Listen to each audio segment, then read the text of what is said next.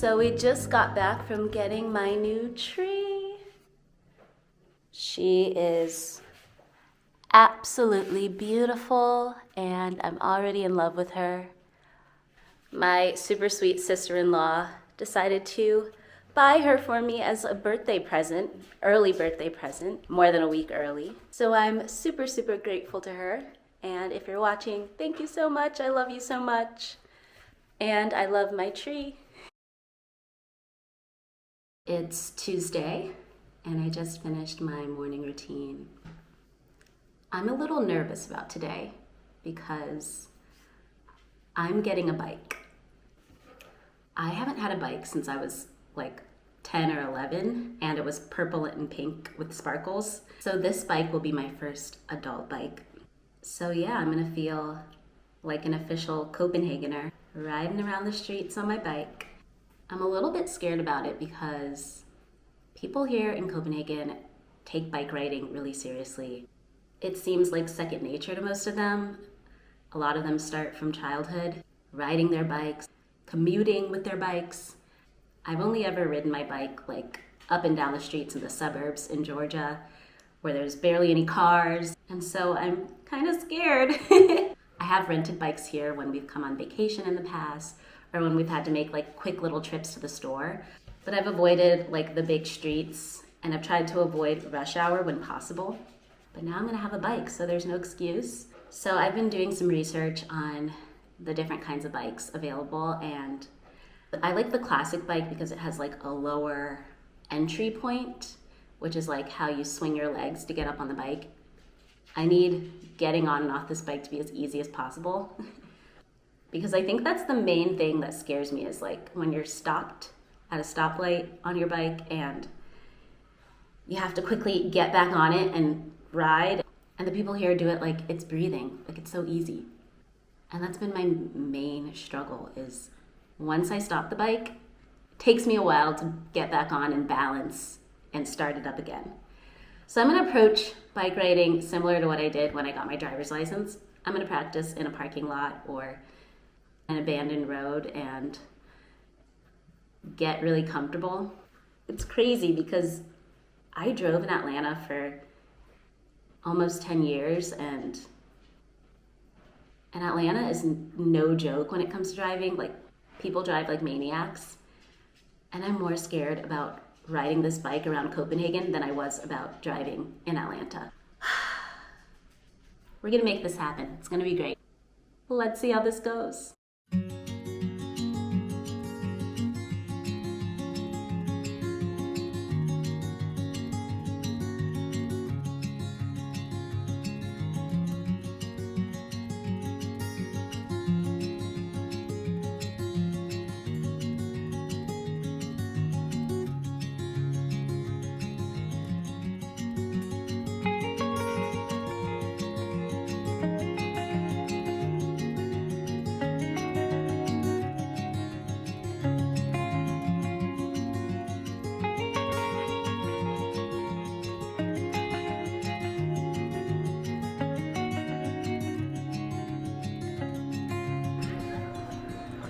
So we just got done with our bike shopping and I found my bike, yay!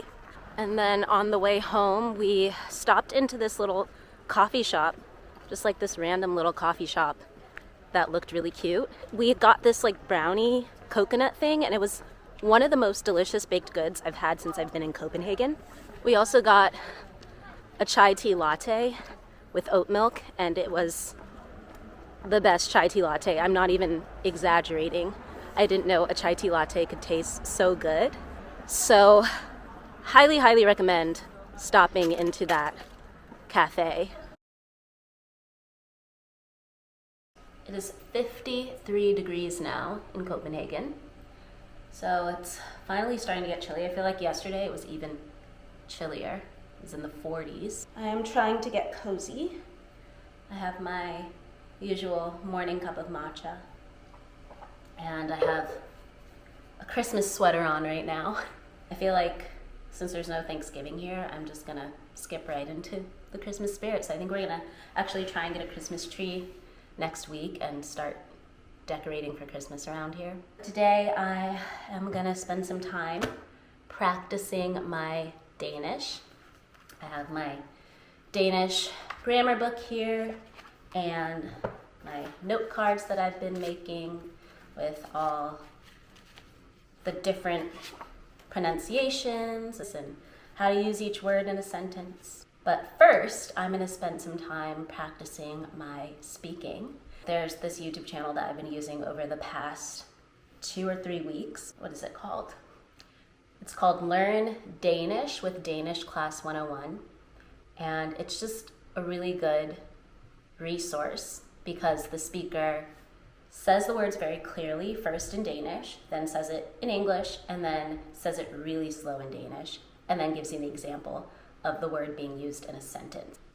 I feel like I've been picking up the basics that I'll need to actually speak Danish when I'm having conversations. So I'll do that first, and then I thought I would talk about what inspired my husband and I to move to Copenhagen in the first place.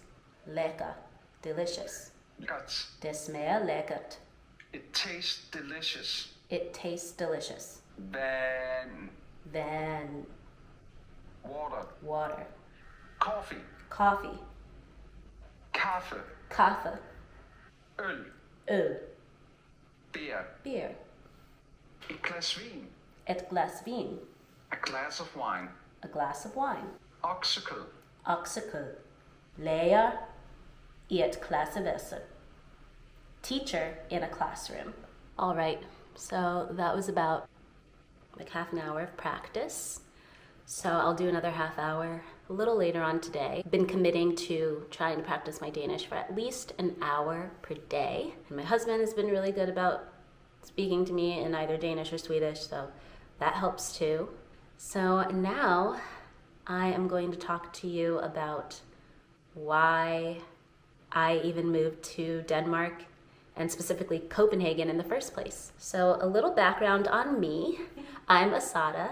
I moved here from Atlanta, Georgia in July.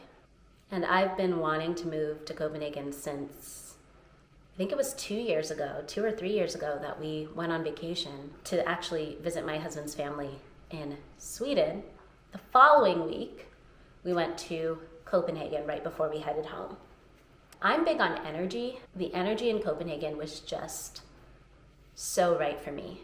My life in Atlanta was really high stress, which is ironic because I am a full-time yoga teacher, and you would think that, you know, I can manage my levels of stress, and most of the time I do, but it's just really embedded in the culture in the US that your work comes first. Not only was I teaching yoga full-time, roughly 10 classes a week. On top of that, I was helping manage the studio, so there was hours where I was just at a desk and actually doing, you know, more administrative kind of work. It was still like a dream job and it was wonderful, but it still was the main portion of my day-to-day life. Now I want to talk to you about why my husband and I decided to make Copenhagen our home. I decided to boil it down to 3 main reasons. The first reason is work-life balance. Now here in Copenhagen, I immediately got the sense that people have a good understanding of how to separate their lives and their work. And what I'd been hearing about Europe, even when I lived in the United States, is that people really, really value their family time. When work is done, when the workday is over at 5, they just unplug. In the US, off hours, I would still worry about work. I would still answer emails, answer text messages from the manager. I was still in work mode. And now that I've moved here, I realize the workday is maybe even shorter than I thought. Like when we first moved to our apartment and we needed like some services done, like we needed to get some fiber internet for our apartment, and we needed to reach out to the power company and like just the regular setting up the apartment things. Like the work day is considerably shorter. It was a little frustrating at first coming from the US where you can reach out to most companies endless hours of the day. Now that I've settled into life here, I fully respect it. The second reason my husband and I decided to move to Copenhagen. We are planning to have children pretty soon. And when I envision the world I want my children to grow up in, the environment I want my children to be raised up in, Copenhagen fits that vision. I want my children to feel safe. I want my children to be healthy. I want my children to have a good understanding of how to be a good person and be conscious of the environment. Now, my childhood in the US was incredible, made possible by the fact that my parents worked really, really hard to give my brother and I everything we needed and more. And family time was limited. And when we had family time, it was incredible. And my parents really made an effort to take us to the park and do activities with us. But still, they worked a lot. And I'm so grateful to them for doing that. But I don't want my children to watch me breaking my back day after day to provide a living. In Copenhagen, you see parents walking their kids around in the middle of the day. You see how safe families feel here. You see little kids like at 10 years old riding the metro. And I also think about getting pregnant here. There's a lot more support for working mothers. There's a really long maternity leave, and there's also paternity leave here. So my husband will be able to spend time with our newborn baby, and that's important to me. The final reason my husband and I decided to move to Copenhagen is just healthy lifestyle in general. I'm really conscious about wellness and trying to live the healthiest lifestyle I can. Here, it's as easy as breathing. I walk everywhere. I don't have a car here. We walk to the grocery store. We walk to the metro. The food here is so fresh. The quality is high. You just feel like you're doing better for your body when you're eating and living here.